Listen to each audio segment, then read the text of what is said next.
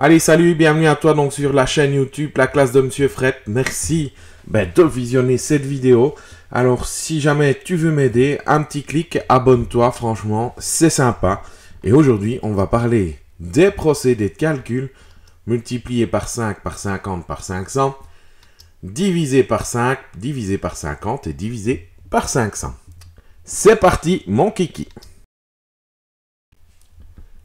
Alors, avant de commencer, il faut savoir ceci. Si tu as eu l'occasion de visionner les vidéos précédentes sur les procédés de calcul mental, eh bien, elles sont structurées toutes de la même manière. D'accord? Donc, je t'invite à les visionner parce que, voilà, tu sais faire des liens entre les différents procédés. Alors, si tu prends 10, tu dois savoir que c'est égal à 2 fois 5. 100, tu sais que c'est égal à 2 fois 50. Et enfin, 1000, tu sais que c'est 2 fois 500. D'accord? Donc ça, c'est vraiment la base à retenir. Allez, on va rentrer dans le vif du sujet. On va maintenant voir comment multiplier un nombre par 5. Prenons 84 que nous multiplions par 5, d'accord? Quel sera le résultat?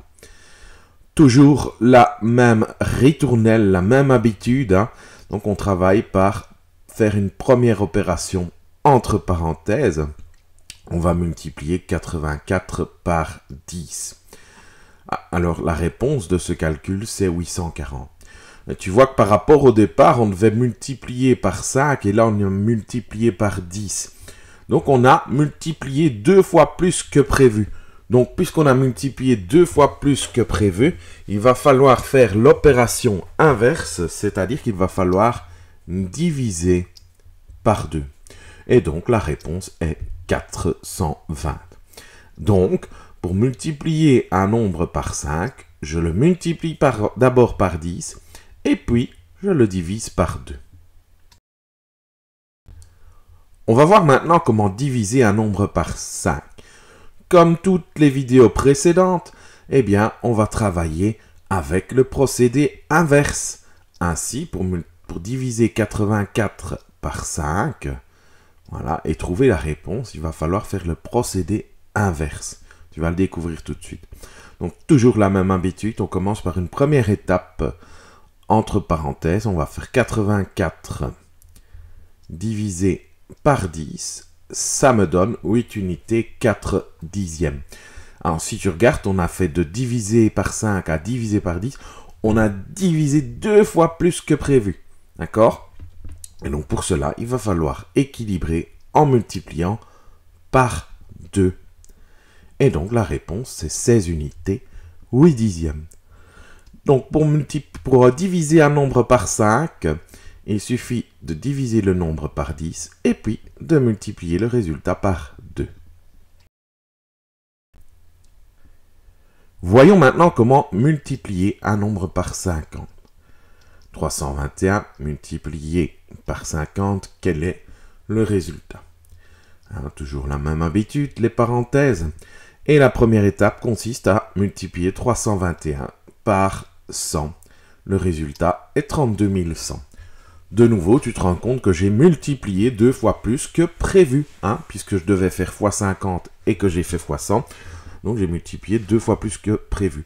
Donc, je vais devoir diviser par 2 pour rééquilibrer les choses. Et donc, on obtient un résultat de 16 050. Ainsi, pour multiplier par 50, il faut d'abord multiplier le nombre par 100 et puis ensuite diviser ce résultat par 2. Allons voir plus loin et maintenant, comment diviser par 50? Toujours le même principe, c'est l'opération inverse, c'est le procédé inverse.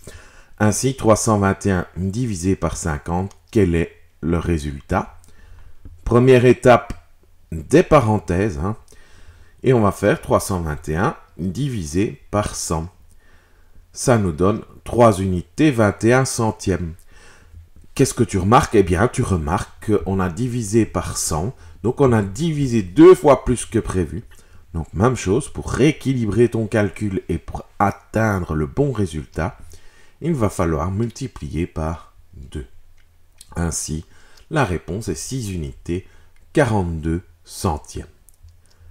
Le procédé à retenir est le suivant.